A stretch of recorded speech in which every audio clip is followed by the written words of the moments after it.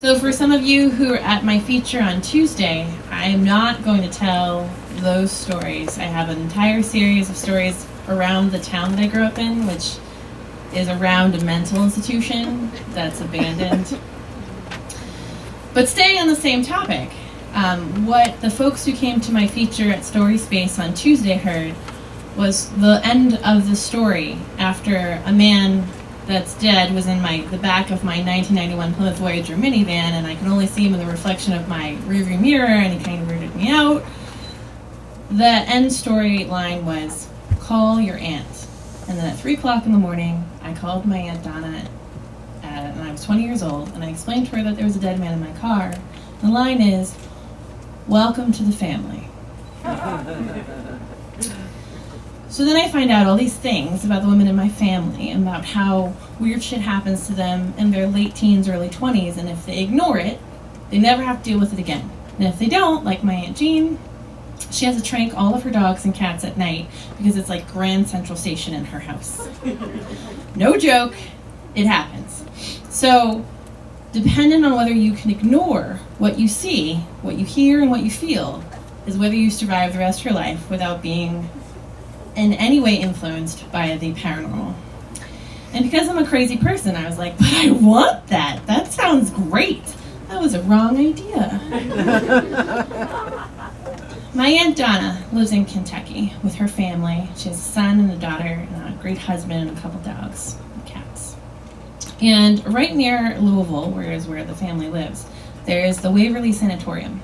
And because we just can't get enough of mental institutions in my family, we always have to live near one of them. And I had watched a ghost hunters expedition going into Waverly Sanatorium where famous people would come to get cured from tuberculosis in the very early 1900s. And at that point, they thought that the cure for tuberculosis was sunlight and fresh air. So they made this beautiful sanatorium right on the edge of this cliff face. And it was almost all glass, so that the patients would be outside almost all the time. And if it was cold, at least they could close the glass panes, but they'd be out in the sun, being cured by vitamin D and sunshine. Unfortunately, that didn't actually cure tuberculosis. It made their time while they had tuberculosis pleasant. They actually were known for having the first radio frequency. Like, they had headphones that they put on the patients, and they piped music through these bars that were next to their sitting stations. And they listened to music, and they sat in the sun, and they died. A lot of them, really quickly. Nurses, doctors, patients. They died at such an alarming rate that they didn't even have time to shovel the bodies out. They built a conveyor belt.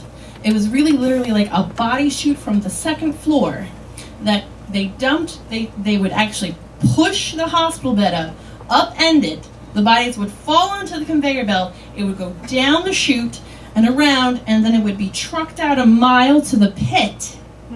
And you could walk in that tunnel where they had the conveyor belt that would take the bodies and then dump them. And the conveyor belt was a very rudimentary thing. It was more like carts that the bodies would fall into, like a mining cart on a track, and take you way down. But because I was stupid, I was like, I want to go there, because my men's solution is just not cool enough. We didn't have a body chute. So my aunt said, we're going to do this. It's going to be great. And at this point, my cousin was 18, and I convinced all of his high school buddies that we needed to go to the sanatorium. And it was around October, and I was psyched. This is what I wanted. I saw it on Ghostbusters or Ghost Hunters, and I'm going to do this. So when you do it and you think about things, it's different, right? Especially in the dark. And so this couple bought the sanatorium a few years ago, and they're going to make it into a spa. It's really nice. In order to make up the startup money, they started giving tours at the Ghost Zoo, where you can pet all of the friendly, fuzzy Egons and other people that are dead. And so the tour starts, and the 18-year-olds are clustered around me and my aunt. And I get this feeling, this hot feeling, this warm feeling like I'm glowing.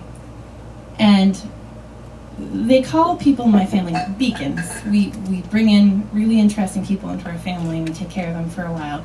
And the same thing works with departed people from time to time. And so as we walk through the sanatorium and it's dark out, it has a lot of background lighting because everything is glass. And it's midnight. And there's some garish drawings of a ghost petting zoo where they tried to like trump up the creepiness, but it didn't really need it. And as we walked through, I started realizing how very, very wrong this was. This place has no electricity, there are no working bathrooms, the whole thing is completely abandoned, and this couple's trying to rehab it. I get it. But I get this really strong feeling that nobody is supposed to be here. Like, we are totally invading somebody else's space. How dare we? I can't believe this. And I look at my aunt, and she's got like that mother hen thing. She's in the back, like herding the rest of the 18-year-olds. And there's a couple other people. There's like a drunk person. There's two, like 6 drunk kids from like UK are like, this is so, did you see that? Shadow scary. And I'm like, I feel like my aunt and I are now enclosing the 10, 18-year-old seniors that we have on the tour with us. And like, my aunt says, she's like, protect them. She just says protect them. Now we're not really into the woo-woo stuff. The way that my aunts work is they kind of just say things and you just do it. So I said, all right, we'll protect them. So I envisioned like a big shield around my little cherubs, and I walked in front. And they like touched me. I could feel them all like touching me. It was weird. And my aunt, I could hear her like mumbling prayers behind me. And I was like, this is so bad. And like, there's a tour guide who's like happily rambling off. Like, there was a radio station here and hundreds of people died every day. And there was a body conveyor belt. Do you want to go down the tunnel? And I was like, there's something really wrong here. Like, you could just feel it in the pit of your stomach. And I was watching the drunk people. So one of the things the tour guide wanted you to do is we went on the 3rd floor and there was a moonlight and it was coming through and he said, this is where we see the shadow people. And you walk down the hall and you'll see, if you put your arms stretched out, you'll see shadows coming and going.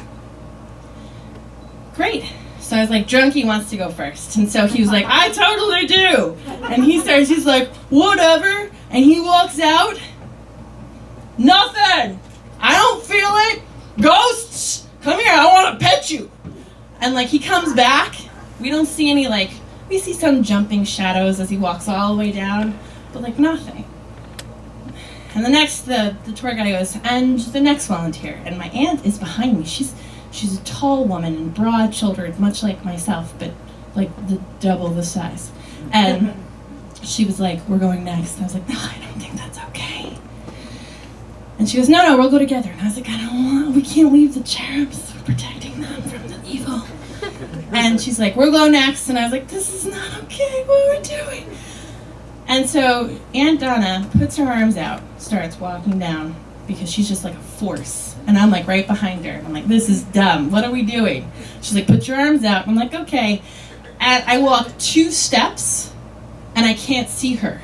There's just blackness in front of me. All of a sudden, everything disappears. And I hear Drunky go, where'd they go? Hey, that was weird. Where are they? Come back.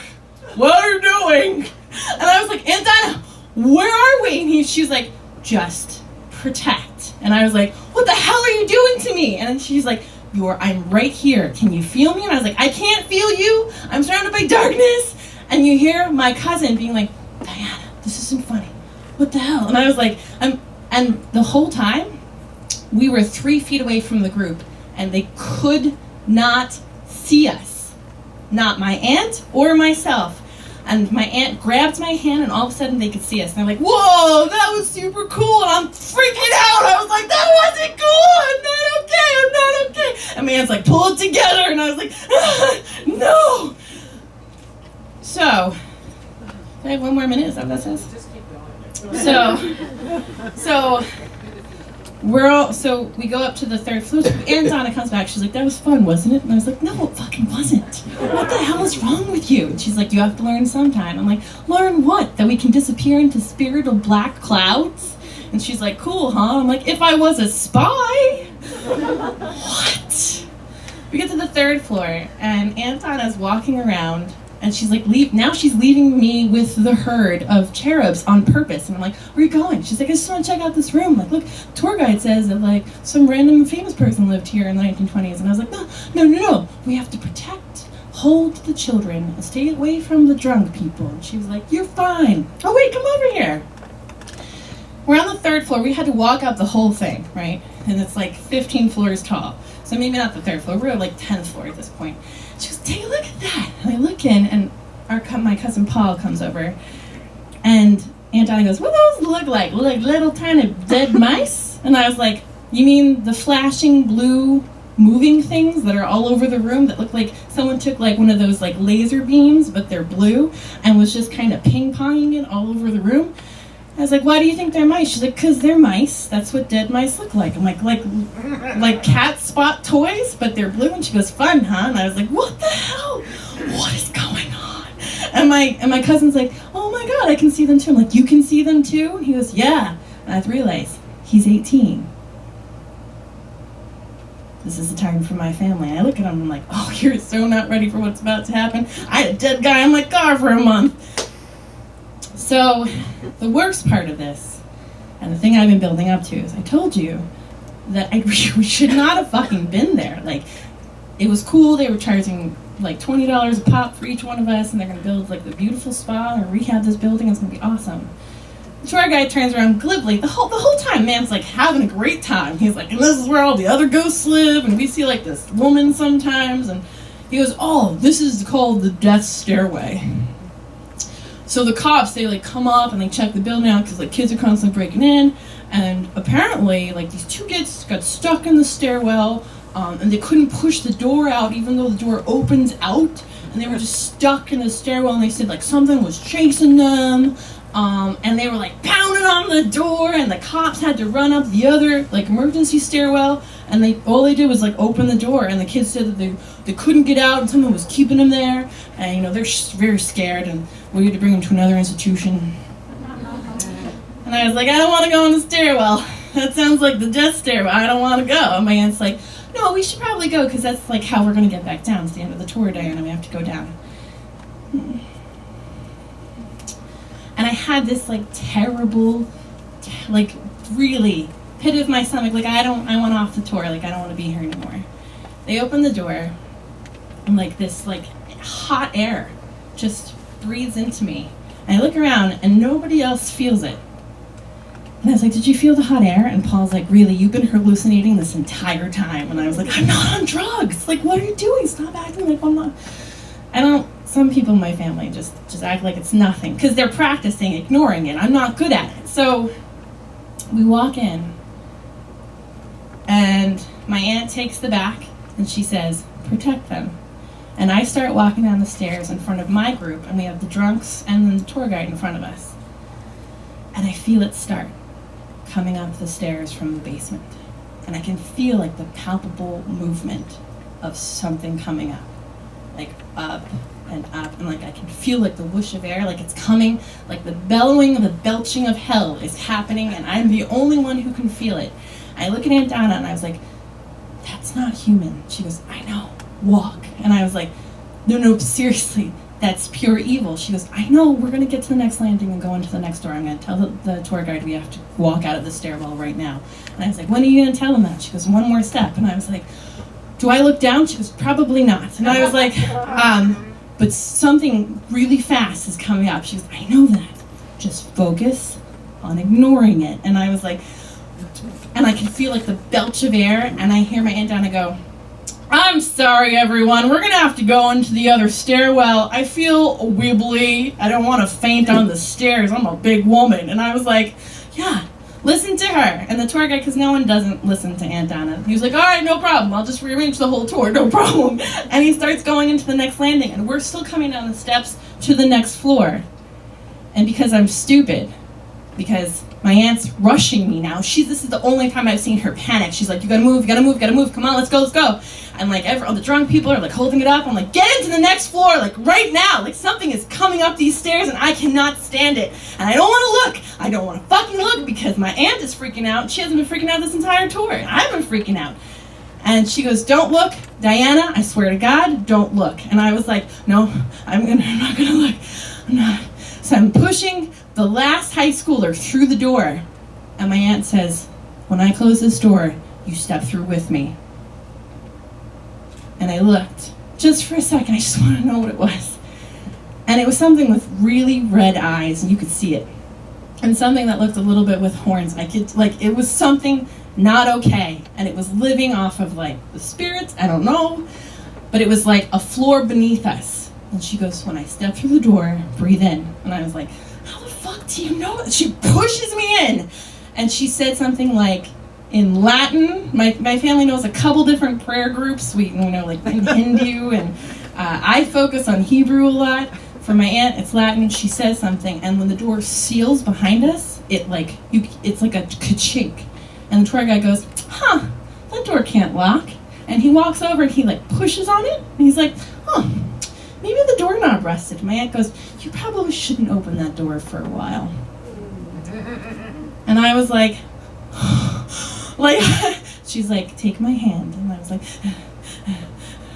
I took my aunt's hand. She goes, now take the hand of the kid next to you. I took the hand of the kid next to me, and I looked at my cousin, and he took the hand of the person next to him, and all the other people, and all of a sudden we were holding hands with the drunk people, our people, and the tour guide. And the tour guide goes, well, this is friendly. This never happened before. And my aunt goes, we're going to walk down the exit, the emergency stairs, if you don't mind, sir.